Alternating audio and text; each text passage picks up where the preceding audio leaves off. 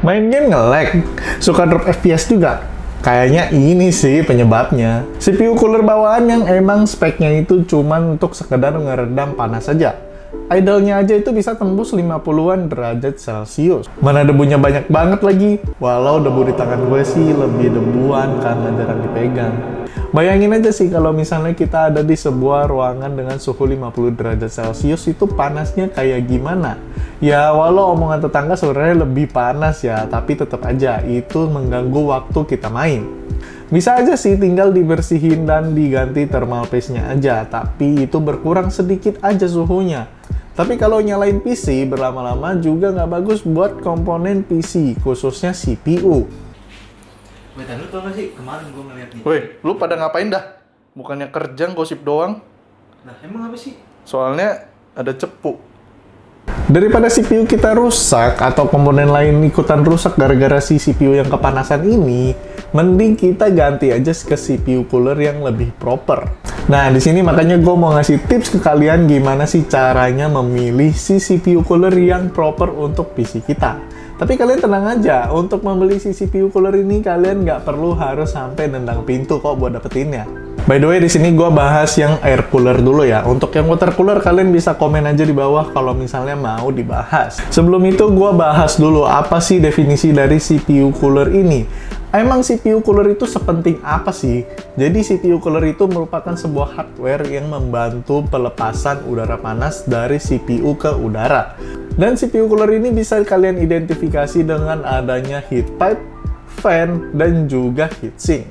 Buat yang pengen tahan lama, bukan, maksudnya buat yang pengen CPU coolernya itu tahan lama, ya udah tentu aja kita harus memilih yang namanya air cooler. Water cooler sendiri itu lebih memiliki umur yang pendek dan juga beresiko bocor.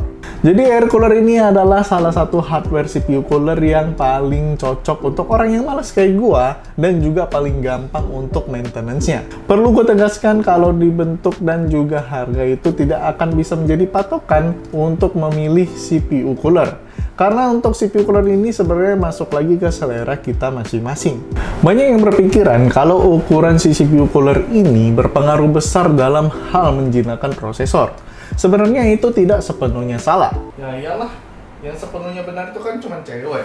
Nih gue kasih tau ya, tepung serbaguna aja kalau di hadapan cewek itu jadi tepung serba salah.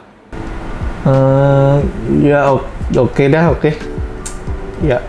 Nah, pertama pastiin budget kalian sih. Pastiin kalian memiliki budget yang sesuai dengan kebutuhan kalian. Kalau kalian cuma pakai PC untuk kegiatan sehari-hari aja dan nggak ada kerjaan yang berat, itu pakai cooler yang budgetnya rendah juga fine-fine aja. Pastikan juga kalau prosesor yang kalian gunakan itu memang hanya membutuhkan CPU cooler dengan budget rendah, kayak single fan 9 cm dengan 2-4 heat pipe single tower. Beda lagi kalau prosesor yang kalian gunakan itu punya performa dan spesifikasi yang tinggi. Udah jelas kita membutuhkan CPU cooler yang bisa menghandle prosesor dengan performa tinggi. Untuk lebih mudahnya, kalian bisa cek yang namanya rating TDP atau Thermal Design Power. Secara singkat, ini merupakan rating yang diberikan untuk CPU cooler untuk memudahkan kita dalam hal pemilihan CPU cooler. Contohnya aja sebuah Intel Core i9 13900K memiliki TDP 125 Watt. Maka cocok untuk disandingkan dengan CPU cooler dari Be Quiet Dark Rock Slim yang memiliki TDP sekitar 180 Watt. Ini hanya untuk pemakaian sehari-hari aja ya. Kalau untuk kegiatan overclock atau gaming seharian, gue menyarankan untuk double TDP dari prosesornya. Kayak contohnya tadi, Intel Core i9 13900K dengan 125 Watt TDP, maka kita butuh yang namanya 250 Watt TDP untuk si CPU coolernya. Untuk statement ini dari pengalaman pribadi gue ya guys, jadi kalau misalnya kalian ada yang punya perbedaan pendapat, bisa ditulis di kolom komentar di bawah. Kemudian jumlah fan, di sini kalian pastikan juga jumlah fan yang bisa dipasang di CPU cooler sesuai dengan keinginan kita. Baik itu dipasang 1, 2, atau bahkan 3 fan sekaligus. Pemasangan jumlah fan ini juga harus dibarengi dengan tinggi RAM atau RAM clearance dan juga heatsink VRM. Karena beberapa CPU cooler tidak memperhatikan hal tersebut secara detail. By the way, untuk pemasangan fan di CPU cooler juga tidak menggunakan baut seperti fan casing ya, tapi menggunakan semacam kawat yang sudah dibentuk. Biasanya kawat ini bisa kita dapatkan secara gratis dari box CPU cooler atau bisa kita beli secara terpisah. Tinggi dari CPU cooler juga harus diperhatikan, tapi step ini masih termasuk mudah. Tinggal lihat aja CPU cooler clearance pada website casing kita, serta tinggi CPU cooler yang kita mau beli. Pastikan kita memberikan jarak sekitar 10-20 mm agar CPU cooler tidak mentok ke tempered glass casing. Untuk heat pipe sih sebenarnya selera ya, tapi biasanya emang jumlah heat pipe ini tergantung dari prosesor yang kita gunakan. Semakin tinggi prosesor, usahakan juga jumlah heat pipe yang dimiliki banyak.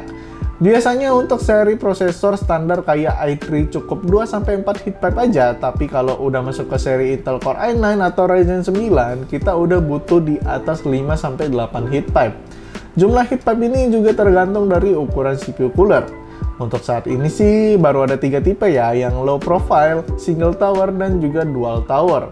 Low profile cooler biasanya digunakan untuk para pecinta PC mini. Karena hanya sedikit ruang, maka cooler low profile ini biasanya paling diminati. Tapi low profile cooler itu cocoknya mentok untuk prosesor i7 ke bawah, karena kemampuan coolingnya tidak sebagus yang tower. Tapi memiliki kelebihan seperti area yang juga terkena dampak cooling karena fan-nya yang menyembur ke area motherboard. Untuk single tower sendiri merupakan jenis yang paling populer karena harganya yang murah, gampang dipasang dan juga tidak memakan ruang yang banyak. Untuk kemampuan pendinginannya di sini sedikit lebih baik daripada yang low profile. Yang terakhir adalah dual tower. CPU cooler dual tower ini biasa digunakan untuk meredam suhu panas dari prosesor high-end seperti Intel Core i9, Ryzen 9, sampai bahkan AMD Threadripper. Ini udah jelas karena memiliki dua fan bawaan, ukuran yang besar, dan juga heat pipe yang banyak. Yang terakhir adalah desain atau estetika. Gua personal sih suka CPU cooler dengan desain yang simple namun powerful. Contohnya aja beberapa CPU cooler yang pernah gua pakai. Ada Jonesbo dengan top cover yang ciamik dengan lampu RGB-nya. Deepcool AK620 dual tower dengan dua fan yang keren banget. Dan untuk beberapa CPU cooler yang pernah gua unboxing kayak NZXT T120 dan juga Darkroad TF2. Gue lebih prefer CPU cooler warna putih karena emang PC gue punya konsep putih. Tapi sekarang posisi gue pakai water cooler sih. Oh ya, sekedar informasi, beberapa artikel tuh pernah menyebutkan kalau warna hitam pada heatsink itu menyerap panas lebih banyak dan juga lebih cepat daripada warna lainnya. Ini juga yang menjadikan alasan kenapa AMD dan juga Nvidia mengecat hitam heatsink di VGA mereka. Oke guys, jadi itu aja mungkin tips dari gua gimana sih caranya memilih si CPU cooler untuk PC kalian yang proper dan tepat dan nggak menguras budget yang banyak. Sekian gua Ricky pamit undur diri, jangan lupa klik like, comment, dan subscribe supaya kalian nggak ketinggalan update video terbaru dari Ulasan ID. Gua Ricky pamit undur diri, bye!